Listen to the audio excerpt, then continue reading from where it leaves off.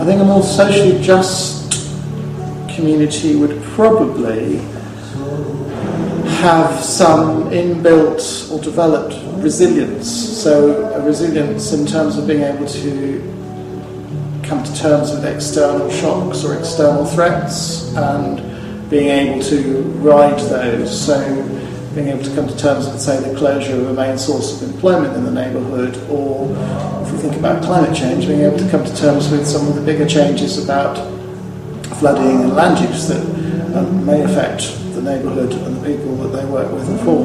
What a socially just community would look like, where everybody in that community has a voice, has an opportunity to contribute, can say when things are not right and feel that they've been listened to, can actually be part of the change process in the local community rather than actually being done to, and where different, but also most importantly the most marginalised groups and communities feel that they are very much part of the community, not seen as the problem or sometimes the ones who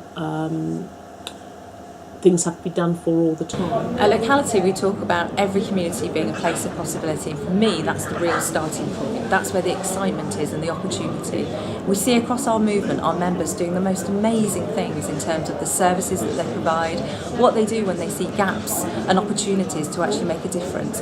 And I think that is really where we should start, thinking about each community, what it actually needs, what that community prioritises, and making sure that those services are actually there.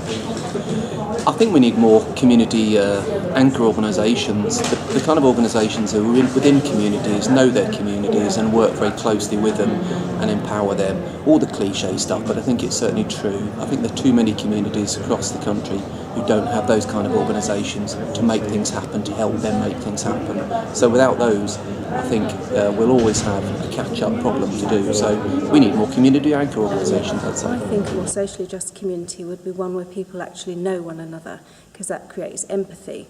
Obviously in a big society that's not possible, but I think creating more truthful stories to tell about people does a similar job. So rather than having big stories about, alarmist stories about these people, that people in a very divisive way, truthful stories, personal stories would create a lot more power and empathy. One of the things that I would like to see are communities which are better connected. So fewer insiders and fewer outsiders. People able to participate more on equal terms than they have been able to up to now. Now, in order for that to happen, many other things need to happen. Some of the widening gap between those who have and those who haven't, who have not, does need to be addressed. There are people who feel done to and don't feel that they themselves can take action and take control, and that also needs to be addressed.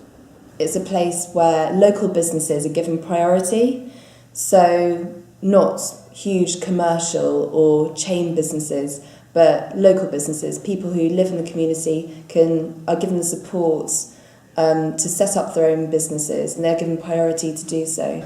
In the digital age that we're moving into, our communities are not just the people who live next door. Our neighbours now can be people who live on the other side of a city, on the other side of a country, or even on the other side of the world. And for me, a 21st century citizen is somebody who steps forward with one foot into the international world, the multinational world that we live in, but has got the other foot firmly planted in their community, because that's where they live, that's where their families live, and that's where their children grow up.